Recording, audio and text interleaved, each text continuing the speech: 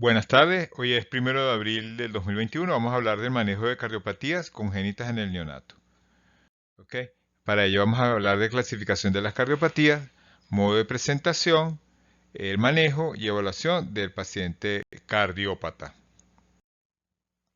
Ahí está la clasificación de cianóticas y acianóticas de cardiopatías, pero hay esta forma de clasificación que me parece más adecuada porque te da el manejo, directamente te da el manejo, ¿no? Que es cianosis, shock, soplo eh, y congestión pulmonar.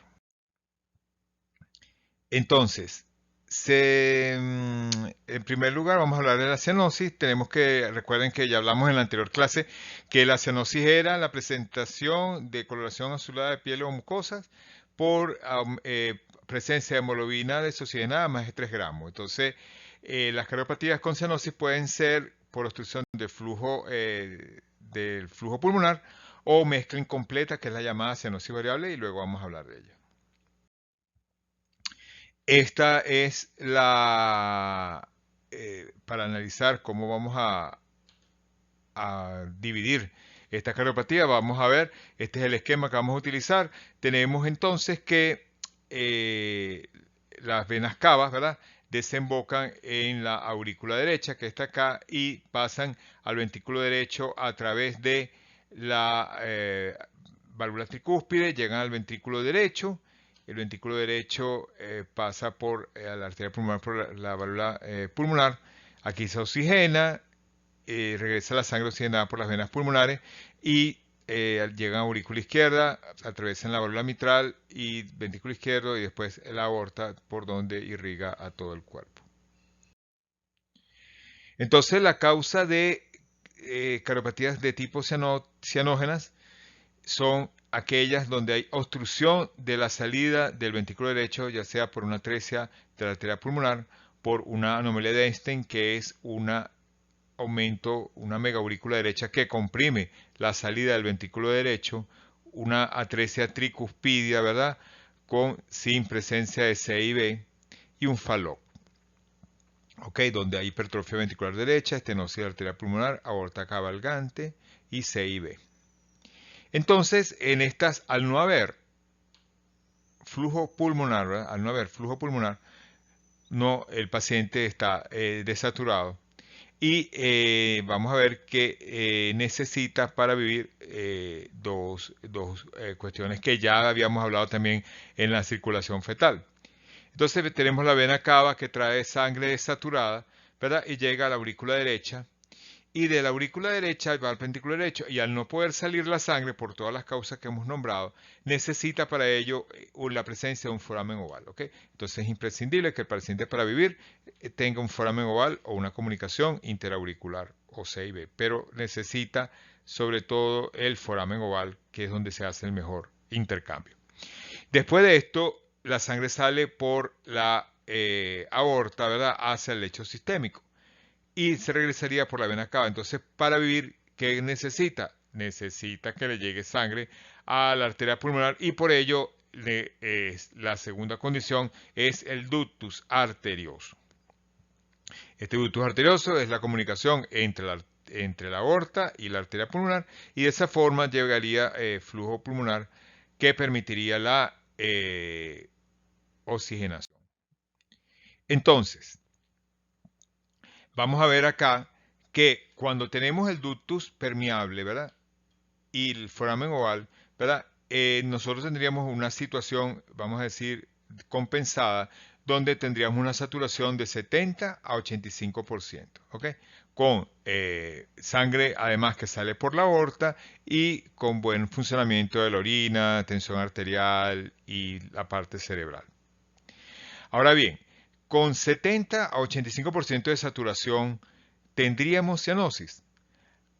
Recuerden que esto depende de los gramos de hemoglobina. Es decir, si por ejemplo tenemos una hemoglobina de 8, recuerden que necesitamos menos saturación para tener cianosis. O sea, necesariamente entonces no tenemos que tener cianosis, ¿verdad? Porque esto depende de los gramos de hemoglobina.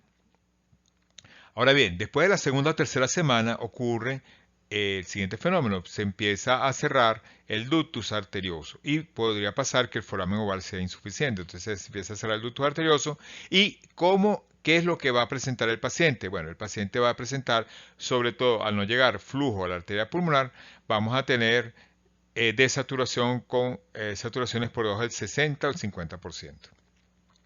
Pero toda la sangre que no va hacia la arteria pulmonar, porque el ductus se está cerrando, ¿verdad?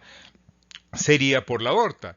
Y entonces tendríamos, a pesar de que el paciente está desaturado, tendríamos buena perfusión periférica, buena diuresis, presión arterial aceptable e incluso funcionamiento cerebral hasta que esté muy avanzada la hipoxia, por supuesto, ¿no? Que donde ya precisamente al cerrarte completamente el ductus, ya eso es mortal, ¿ok? Entonces, ¿cuál sería el tratamiento? Si nos llega un paciente, ¿verdad?, desaturado con cianosis profunda, ¿verdad?, respirando en forma taquipnéica, en forma acidótica, y cuando realizamos una equilibrio ácido-base vemos que hay, ¿qué es lo que habría? Hipoxemia, ¿verdad?, porque no llega oxígeno, no se oxigena la sangre en los pulmones, pues no le llega sangre, ¿verdad? Aumento del CO2 porque hay aumento del espacio muerto, que ya hablamos, ¿verdad? En la anterior clase, que son áreas que le llega aire, pero no le llega sangre, pero no hay flujo pulmonar, y donde hay un componente de acidosis respiratoria y metabólica al haber hipoxia tisular. Entonces, ¿qué haríamos con este paciente desaturado y respirando mal?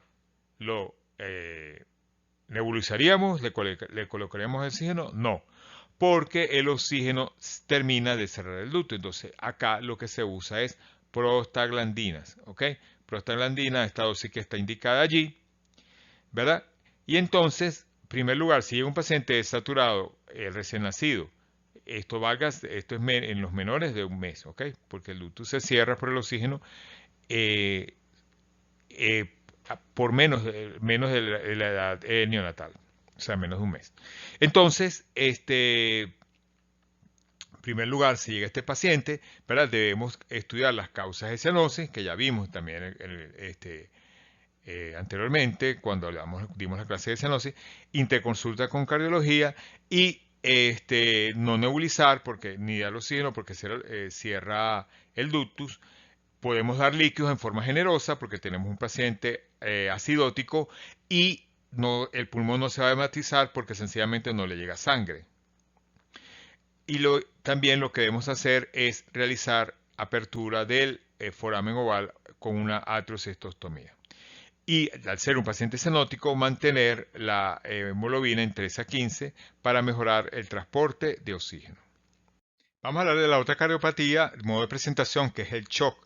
Se entiende, es muy importante este concepto de este tipo de cardiopatía porque nos ayuda a entender el concepto de shock. Se entiende como shock, esta forma de presentación de cardiopatía, como un shock es la mala perfusión tisular. Esto viene dado por ausencia de pulso, llenado capilar más de 3 segundos, piel moteada y palidez. Entonces, cuando hay la presencia de shock, y no es igual, este shock, mala perfusión, no es igual a hipotensión o taquicardia o hipovolemia. Entonces, cuando le diagnosticamos que hay un shock en neonatología, ¿verdad?, tenemos que hacer diagnóstico diferencial con otras causas de shock cardiogénico que no sean cardiopatía, con shock séptico, hipovolémico, asfixia perinatal y problemas de tipo metabólico. Ahora bien, ¿qué es lo que qué cardiopatías producen shock? Las cardiopatías que producen shock son aquellas donde hay disminución disminución de la salida por el hecho sistémico, a diferencia de las cardiopatías que producen cianosis, que es por disminución del flujo pulmonar. Aquí hay ausencia de la salida del flujo sistémico y todo se saldría por el lado derecho, es decir, por el flujo pulmonar con gran congestión, gran cantidad de sangre a nivel del lecho pulmonar. Entonces, ¿qué haríamos acá si no hay salida por el flujo sistémico? ¿Y cuáles son las causas? Bueno, las causas serían estenosis aórtica crítica, coartación crítica de la aorta, corazón izquierdo hipoplásico, arco aórtico interrumpido o atresia de la válvula mitral, ¿verdad? Entonces, la sangre proveniente de las venas pulmonares, ¿verdad?, con sangre oxigenada, llega a la aurícula izquierda con esta sangre oxigenada y se va y entonces iría hacia el ventrículo izquierdo y del ventrículo izquierdo no tendría salida. Entonces, ¿qué necesitaría para vivir? La presencia del foramen oval. Con el foramen oval, esta sangre oxigenada se mezclaría con la sangre proveniente de las venas cavas, ¿verdad? Y acá veríamos que habría mezcla completa de la sangre oxigenada y la sangre no oxigenada, ¿no? Sangre oxigenada y no oxigenada se mezclan completamente, ¿verdad? Y esta sangre, ahora bien, sale al ventrículo derecho y después a la arteria pulmonar, de donde se oxigena la sangre, ¿verdad? Se oxigena, llega de nuevo a aurícula izquierda, ventrículo izquierdo, y de nuevo no tendríamos flujo sistémico. Entonces, ¿qué necesita este paciente para vivir? Además del foramen oval, la presencia de un ductus que comunicaría la arteria pulmonar por donde está saliendo la sangre hacia la aorta, y acá sí tendríamos perfusión sistémica. Entonces, estos recién nacidos por lo general nacen con su foramen oval o una CIB, ¿verdad? Que permite vivir más el ductus, y este ductus, el problema es que se empieza a cerrar desde el segundo día hasta la tercera semana de vida, y al cerrarse el ductus, ¿cómo se va a manifestar? Bueno, básicamente, ¿verdad? Como ya dijimos, no va a haber flujo sistémico, prácticamente va a disminuir, y toda la sangre se va a ir por el lecho hacia el lecho pulmonar. Entonces, ¿cómo se va a manifestar? Desde el punto de vista con el flujo pulmonar aumentado, vamos a tener, ¿verdad? Congestión pulmonar, taquipnea, ¿verdad? Y aumento de la saturación por encima de 90. Sería un paciente que haría taquipneico, congestión pulmonar, con mucho buloso, pero a la vez tendría saturaciones muy altas, de 95, 97, porque toda la sangre se está yendo hacia el pulmón, a pesar de que ha habido mezcla completa, a pesar de que ha ocurrido mezcla completa de sangre, que dijimos, saturada con sangre desaturada. Sin embargo, va a haber aumento de la saturación de oxígeno. Y por otra parte vamos a tener hipoflujo sistémico, que es el shock, ¿verdad? Que se va a iniciar como que mal llenado capilar más de 3 segundos, moteada, piel moteada distal, palidez, ausencia de pulsos, ¿verdad? Y después, posteriormente, oligoanuria, alteración de conciencia y acidosis metabólica severa, porque al no haber perfusión sistémica, va a haber acidosis de tipo láctica, ¿verdad? ¿Cuál sería el tratamiento en este caso? Bueno, ¿cuál sería el tratamiento? Bueno, primero, si tenemos un paciente con gran trabajo respiratorio, como dijimos, le hacemos una placa y hay mucha congestión pulmonar, ¿verdad?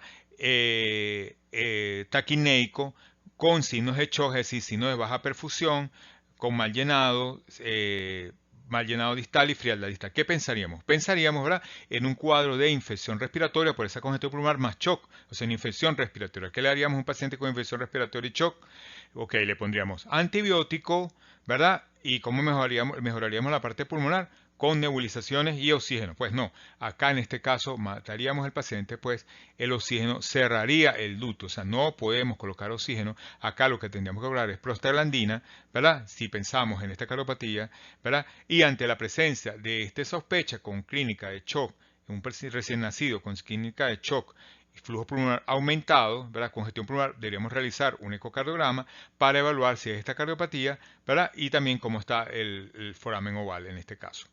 Y si es necesario hacer una tracheotomía, y en este caso, ¿verdad?, si es este diagnóstico, deberíamos de disminuir, tratar de aumentar el flujo sistémico, ¿verdad?, con la prostaglandina, y colocar